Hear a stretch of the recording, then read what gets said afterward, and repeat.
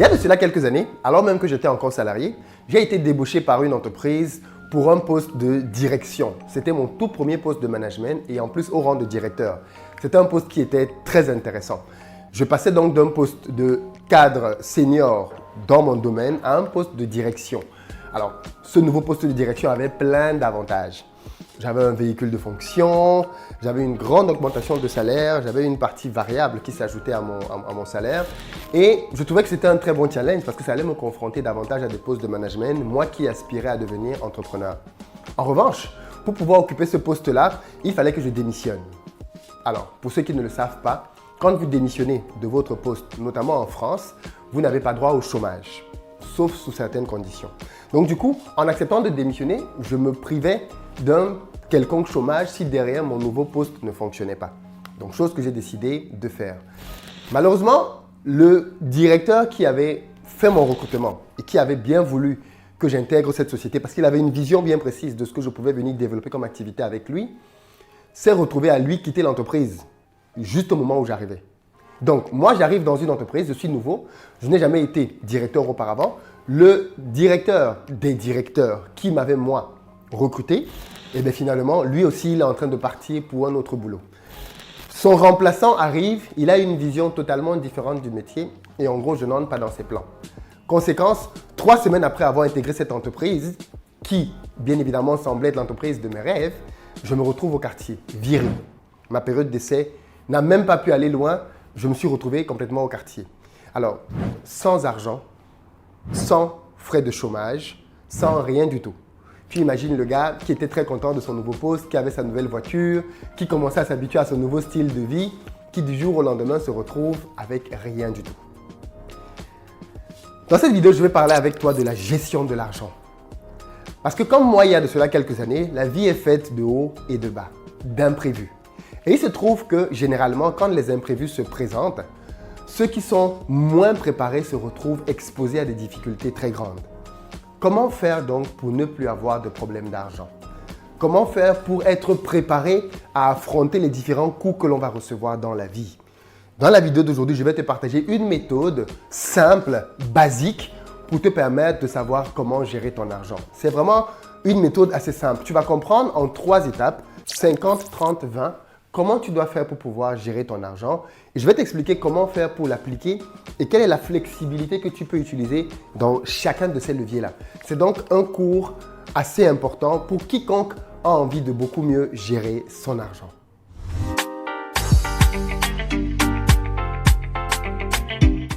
Salut à toi, bienvenue sur ma chaîne, moi c'est Philippe Simo.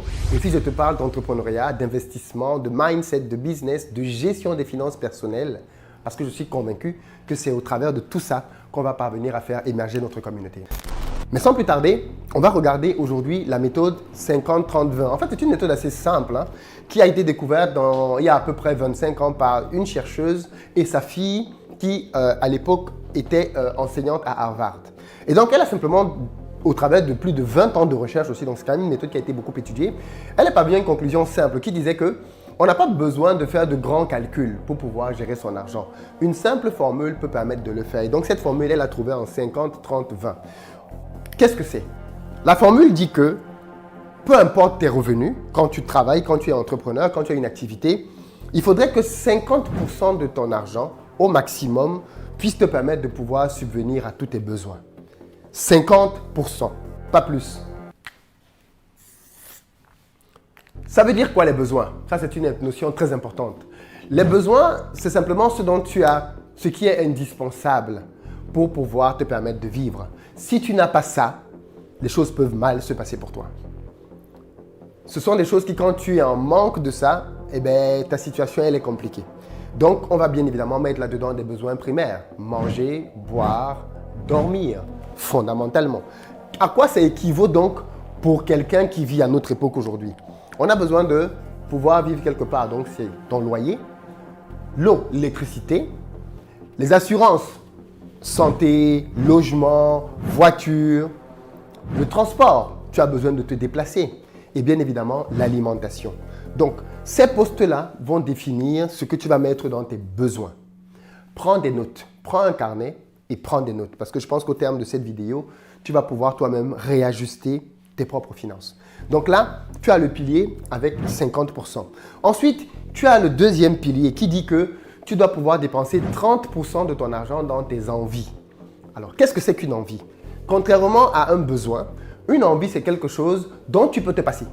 Clairement, dont tu peux te passer, mais que tu souhaiterais quand même avoir. Au niveau des envies, on peut mettre le fait d'aller manger au restaurant, c'est une envie. Manger au restaurant, tu n'as pas besoin d'aller au restaurant pour te nourrir. On est d'accord? Faire du shopping, tu n'as pas besoin d'acheter des vêtements tout le temps pour pouvoir vivre, mais tu vas peut-être te dire, il faut que je m'achète une veste, il faut que je m'achète une nouvelle chaussure, il faut que je m'achète X, Y, Z. Tu as le droit de pouvoir penser ça. Un autre élément, ce sont des vacances. Les vacances, c'est une envie, ce n'est pas une obligation. Tu n'as pas besoin de vacances pour vivre. Donc, les vacances, le sport, tu peux vouloir faire du sport, aller dans une salle de sport, c'est une envie, ce n'est pas un besoin. Ensuite, j'ai rajouté quoi? Internet. Ah oui, tu vois, je n'ai pas mis Internet dans les besoins. Tu peux vivre sans Internet. Donc, Internet, Netflix, Canal+, tout ce que tu veux, ce sont des envies. Tu peux avoir envie de tout ça. Et puis, j'ai mis un élément très important ici, notamment pour notre communauté, l'aide financière, familiale que tu envoies au pays. C'est très important. Ce n'est pas un besoin. OK? Tu n'as pas besoin d'envoyer de l'aide au pays pour vivre. C'est une envie. Tu as envie d'aider ta famille, tu as envie de soutenir les gens. Donc, ça rentre dans cette catégorie. 30% de ton argent doit être consacré à tes envies. 30%. OK? Et les derniers 20% doivent pouvoir être consacrés à ton épargne. 20% de ton argent doit pouvoir être mis pour pouvoir être épargné. Ou alors pour pouvoir rembourser des crédits. C'est-à-dire que si au moment où tu prends cette vidéo, tu as des crédits aujourd'hui dans ta vie, et je ne parle pas du crédit immobilier parce que le crédit immobilier, je l'ai pointé ici au niveau du loyer. Mais si tu as des crédits par exemple de consommation, parce que tu as acheté une voiture, parce que tu as acheté des meubles, parce que tu as pris de l'argent pour faire quelque chose, tu as un crédit que tu dois rembourser tous les mois, et bien c'est avec ces 20% que tu vas pouvoir rembourser ton crédit dès le départ. Mais bien évidemment, une fois que tu auras fini de rembourser ton crédit, cette épargne, tu vas continuer de l'utiliser, mais à ce moment-là, tu vas continuer de l'utiliser pour pouvoir maintenant épargner. C'est-à-dire qu'au début, tu rembourses ton crédit. Quand tu as fini de rembourser ton crédit, tu commences à mettre de l'argent de côté. On va prendre un cas pratique pour que tout ceci soit davantage palpable pour toi. Supposons que quelqu'un, dans notre exemple, ait un salaire de 2 000 € après impôt, bien évidemment, parce que ce schéma s'applique avec de l'argent dans lequel tu déduis tes impôts. C'est-à-dire que ça, c'est ce qui entre dans ta poche. OK? Donc, dans notre exemple, 2 000 €. Alors, quelqu'un qui a 2 000 €, d'après le principe que je viens de signaler, doit pouvoir, au niveau de ses besoins, dépenser au maximum combien? Eh bien, c'est simple. Il doit pouvoir dépenser au maximum 1 000 € pour la totalité de ses besoins. Et c'est ici que ça fait mal. Parce qu'on va se rendre compte qu'il y a des gens qui, rien que leur loyer, prend plus de la moitié de l'argent qu'ils gagnent tous les mois. Il y a un sérieux problème, les amis. Il y a un gros problème à faire ça. Ton loyer, le remboursement de ton crédit. D'ailleurs, au niveau de la banque, on te dit que l'emprunt bancaire que tu fais pour pouvoir acheter ta maison doit pouvoir aller jusqu'à 33% de tes revenus. Il y a un but à ça. C'est parce qu'on ne veut pas que tu te retrouves à acheter une maison, à payer un loyer qui va asphyxier tes finances au-dessus de tes moyens. L'un des moyens qui peut te permettre de savoir si tu vis ou pas au-dessus de tes moyens, justement, c'est de voir quel pourcentage représente ton loyer. Si ton loyer représente plus du tiers de l'argent que tu gagnes, c'est déjà un indicateur. Parce que au-dessus de ce loyer, tu dois pouvoir ajouter l'eau, l'électricité, les assurances, les transports et tout ce qui va être alimentaire. Donc, l'exercice que je te donne maintenant à faire, c'est fais ce petit calcul et valide bien dès ce moment-ci que dans l'argent que tu as ici, eh bien, ça équivaut à maximum 50% de ce que tu gagnes tous les mois. Si tu es au-dessus de 50%, ça veut dire qu'il faut que tu te poses la question de savoir qu'est-ce que je peux faire ici pour pouvoir diminuer cette somme-là et revenir dans cet intervalle. Par exemple, supposons que ton loyer, je dis n'importe quoi, c'est vraiment dans le cadre de l'exemple, supposons que ton loyer te coûte 900 €. Par exemple, eau, électricité, j'en sais rien, ça coûte cher par contre, disons 120 €. Assurance, toutes les assurances, disons, allez, par mois, oui, tu as la voiture dedans en plus, 100 €. Transport, bon, allez, ça c'est l'assurance. Hein. Transport, ça c'est tout ce que tu vas mettre comme carburant et autres, dépenses là-dedans. Disons là aussi 120 €. Alimentation, ça c'est un poste important. Disons que tu as besoin de 10 euros par jour pour manger, donc ça va te faire 300 euros. Eh bien, si tu prends rien que ça, avec un tel loyer, tu vas te rendre compte que tu vas dépenser 300, 420, j'ai mis combien ici? J'ai mis 100, 420, 520, 620, 640, 640, tu vois, avec 900, 600, oui, donc tu es à 1540 euros. Comme la blague, tu vois que ça monte très vite. L'objectif ici, bien évidemment, va être de te poser la question de savoir comment je fais pour passer de 1740 à 1000. La première chose, bien évidemment, c'est de taper sur les plus gros postes, le loyer. Une première solution peut être de déménager pour aller dans un quartier reculé pour pouvoir payer un loyer plus bas. Et je sais que beaucoup de gens n'aiment pas entendre ça, mais c'est le prix à payer. Et je suis très content des gens qui ont pris cette décision après avoir vu certaines vidéos ici sur Investir au pays. Parce que quand tu es notamment jeune ou célibataire, pourquoi tu t'enquiquines à aller prendre un loyer cher? Ça te coûte quoi de reculer ou même d'aller vivre en coloc? Si tu veux rester dans la même ville, va vivre en coloc. Si tu es seul. Si vous êtes en couple, à ce moment-là, demandez peut-être à la mairie de votre ville de vous donner un logement social afin que vous puissiez diminuer ce montant-là. Mais il faut que ce montant-là diminue d'une manière ou d'une autre. Et si vous ne pouvez vraiment pas diminuer ce montant parce que vous avez peut-être acheté, ok, à ce moment-là, il faut maintenant regarder les autres prix. Eau, électricité. Vous savez qu'il y a d'autres fournisseurs d'eau, enfin pas d'eau, mais d'électricité, qui peuvent vous permettre de faire des économies sur votre facture. Changez votre fournisseur. Assurance, mettez les assurances en concurrence. Et vous allez vous rendre compte qu'il y a des assurances qui sont beaucoup moins chères, parfois même moitié moins chères que celles que vous payez déjà actuellement. Transport, pareil. Posez-vous la question de la pertinence de l'usage d'une voiture. Peut-être que pour vous, ce n'est pas nécessaire d'utiliser une voiture, c'est quelque chose qui est juste pour le confort. Si là où vous êtes, il n'y a pas de transport en commun et que c'est très pratique d'avoir une voiture, comme ça peut être le cas en Amérique du Nord ou même dans certaines provinces, alors oui, je peux le comprendre. Mais si vous êtes dans une ville dans laquelle il y a des transports en commun, franchement, vous pouvez vous en séparer. Moi, quand je m'étais rendu compte justement que la voiture était quelque chose qui prenait beaucoup de place dans mon budget, je l'avais offerte à un ami et j'ai complètement rayé cette case. Je suis passé d'un poste dans lequel je dépensais plus de 120 euros plus l'assurance à simplement un pass Navigo. Donc, j'ai diminué par plus de 2 ce poste-là. Et puis, l'alimentation, pareil. Alors, par contre, c'est un poste dans lequel il faut éviter de faire des fausses économies. Il faut bien manger, je suis d'accord avec ça. Il faut acheter de la bonne nourriture, de la bonne qualité. Et moi, je conseille d'acheter du bio parce qu'on est dans un pays dans lequel il y a énormément de pesticides et on ne se rend même pas compte à quel point ça pourrit la santé.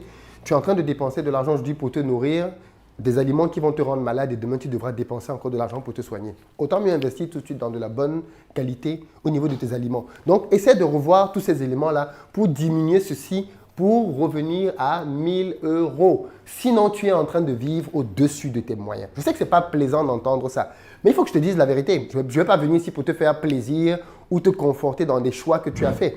Mais tout est une question de choix dans la vie. Tout est une question de choix dans la vie. Et tu as le choix, bien évidemment, à ce stade-ci. Tu peux te dire, je ne veux pas. Ok, mais ne dis pas que tu ne peux pas. Tu peux reculer. Moi, je connais des gens qui, moi, ça m'est arrivé à une époque dans ma vie, j'ai travaillé à 1h45 de mon lieu de travail. J'ai travaillé là-bas pendant 2 ans. 1h45 de mon lieu de travail. Tu imagines, j'étais à Saint-Quentin en Yvelines, je travaillais pour Eni AIPM, c'est un groupe pétrolier, et pourtant, je partais de ma petite résidence étudiante à Villeneuve-Saint-Georges. Donc, je parcourais toute l'île de France, je partais à Gare de Lyon, je remontais jusqu'à la Défense avant de redescendre jusqu'à Saint-Quentin en Yvelines. Bref, un périple. J'ai fait ça pendant 2 ans. Clairement. Donc, pour te dire que tu peux. Ça peut paraître compliqué, c'est vrai, mais tu peux quand tu as un véritable objectif à atteindre. Et moi, je pense que ce sont ceux qui savent se sacrifier pour certaines choses qui réussissent plus tard dans la vie. Donc, ne soyons pas juste dans une société de consommation qui veut nous faire tout consommer tout de suite. Apprenons à nous projeter et à nous dire, OK, dans 6 mois, dans 1 an, dans 2 ans, comment je veux que ma vie soit? Et en fonction de ça, bien évidemment, je vais faire les investissements conséquents. Le deuxième endroit dans lequel tu dois aller regarder, ce sont tes envies. Et c'est ici que ça fait souvent mal en réalité. Mais j'aimerais bien te dire déjà, si tu ne le sais pas, que j'ai créé une formation dans laquelle je t'aide à améliorer tes finances, peu importe le statut dans lequel tu es. Que tu sois quelqu'un qui ait des dettes aujourd'hui, ou alors quelqu'un qui a l'équilibre, qui a du mal, ou même quelqu'un qui a de l'argent mais ne sait pas quoi en faire, la formation que j'ai créée est dédiée pour des gens comme toi. Il y a des coachs là-dedans qui t'accompagnent pour t'aider à améliorer tes finances. Et surtout, les gens qui prennent ce programme-là, ce sont des gens à qui je révèle les meilleurs investissements vers lesquels mettre leur argent. Mais revenons à notre cours ici, dans lequel je vais te parler de la deuxième catégorie. C'est ici que ça fait mal en fait, les envies. Les envies. Vous savez, l'une des grosses différences entre les riches et les pauvres dans la vie, c'est l'usage qu'ils font de l'argent. C'est vraiment leur rapport à l'argent. Et un des endroits là où beaucoup de pauvres ont beaucoup de mal, c'est parce que quand ils ont de l'argent, ils dépensent une trop grosse quantité de leur argent dans leurs envies. Combien d'argent tu dépenses pour les restaurants, pour le shopping, pour ton maquillage, pour ton make-up, pour tes mèches, pour tes perruques, pour tes greffes, pour tes vêtements, pour tes chaussures, pour tout ce que tu veux? Combien est-ce que tu dépenses d'argent pour ça chaque mois? Combien est-ce que tu dépenses d'argent pour aller en vacances? Combien est-ce que tu dépenses d'argent pour faire ton sport, pour Netflix, Internet et tout le reste? Peut-être même que c'est le plus petit poste. Et pour l'aide familiale. Chacun doit pouvoir s'examiner à ce stade-ci et voir où est-ce qu'il peut faire des sacrifices. Et il n'est pas impossible que pendant une certaine période de votre vie, vous décidiez simplement que toute cette case-ci, vous allez l'annuler. Ça peut arriver. Parce que peut-être que vous voulez compenser ici. Ça peut arriver. Rien ici est obligatoire. Pendant un certain temps, au moins de votre vie, vous n'avez besoin de rien de tout ça. Moi, quand j'étais étudiant, par exemple, et même quand j'ai commencé à travailler, je n'employais aucun de ces trucs. Pas de resto, je mangeais à la maison. Shopping, non. Vacances, non. Ou alors, pour les vacances, je planifiais vraiment à l'avance. Je prenais mes billets très tôt, donc moins cher. Et c'était tout. Sport, j'allais courir à l'extérieur, pas besoin de payer une salle. Internet, je n'avais pas de télé. Aide familiale, par contre, ici, je prenais de l'argent pour envoyer au pays. Donc, tu vois que tu peux, en fonction de la situation dans laquelle tu es, travailler ici. Et puis, si c'est ça ton problème, tu peux dire à ta famille aussi que pour le moment, c'est chaud. Que pendant X nombre de temps, tu ne pourras pas envoyer d'argent parce que ta situation financière ne te le permet pas. Il faut avoir ce courage, cette honnêteté de pouvoir faire comprendre à ses parents que cette partie-ci, je suis limité ou alors je ne peux plus envoyer comme j'envoyais avant. J'ai de nouvelles charges, je dois diminuer ce montant. C'est très important. Voilà pourquoi est-ce que je recommande toujours aux gens de la diaspora de ne pas simplement envoyer de l'argent à la famille au pays, mais de créer des business pour rendre ces gens-là autonomes, de telle sorte que tu n'aies pas toi à leur envoyer de l'argent tout le temps. Donc, tu vois bien qu'ici, tu dois pouvoir réguler pour voir ce que tu peux diminuer. Ici, tu dois pouvoir davantage réguler. Et là où tu dois par contre être inflexible, c'est ça. Il faut que tous les mois, tu puisses mettre 20% de côté minimum. J'ai bien dit que ce tableau, c'est un tableau basique. Dans la formation que j'ai créée, on va adapter, non pas cette formule, parce qu'on a des formules beaucoup plus complexes dans la formation, à votre profil. Qu'est-ce qui est important pour vous? Qu'est-ce que vous ne pouvez pas laisser? Qu'est-ce que vous pouvez laisser? Et on va adapter avec vous une manière de vivre qui va vous correspondre, mais qui va vous permettre de pouvoir économiser beaucoup d'argent. Donc, fondamentalement, ces 20%-là, vous pouvez, alors, pour reprendre notre cas de 2000 euros, ici, les envies, on est à 600 euros. Voilà. Et là, l'épargne, on est à 400 euros. Voilà. Je sais que vous allez pouvoir me dire, mais Philippe, j'ai des charges, j'ai des ceci. C'est ce que j'essaie d'expliquer depuis le début de cette vidéo. Ce sont des choses sur lesquelles tu peux agir. Ce sont des choses que tu peux infléchir. Il n'est pas obligatoire que tes enfants fassent du poney si tu n'as pas les moyens pour le moment. Il n'est pas obligatoire que telle activité que tu as l'habitude de faire, que tu la conserves. Tu peux la conserver, mais attention, toute l'intelligence de l'équation justement réside là. Je conserve cette activité parce qu'elle permet peut-être que j'ai mon équilibre, parce que tu as le droit d'être très à l'aise. Quand tu fais telle ou telle chose, tu peux te dire je ne peux pas me séparer de mon activité sportive ou de X, Y, Z parce que ça contribue à mon épanouissement et à mon équilibre, ok? Mais si je ne peux pas me séparer de l'activité sportive, peut-être que je peux dire que l'année prochaine, je ne vais pas en vacances. Peut-être que je peux dire qu'au niveau du shopping, je vais réduire quelque chose ou je ne vais peut-être pas acheter de nouveaux vêtements pendant un an. Vous savez, le Covid a fait beaucoup de bien aux gens parce que beaucoup de gens se sont rendus compte pendant le Covid qu'ils pouvaient ne pas avoir à acheter plein de choses tout le temps et vivre sans en souffrir. Donc peut-être que tu fais partie de ces personnes à qui le Covid a ouvert les yeux sur ta capacité à pouvoir épargner de l'argent. Et beaucoup de gens ont épargné beaucoup d'argent pendant le Covid parce qu'ils travaillaient de la maison. Donc plus de resto, plus de shopping, plus de vacances, plus de sport en salle. Voilà, donc tu vois, rien que le Covid a éliminé ces 4 éléments. Et ça a permis à certaines personnes de se rendre compte qu'en fait, je peux vivre sans ces éléments-là, sans en souffrir ou sans devenir quelqu'un de bizarre ou voilà.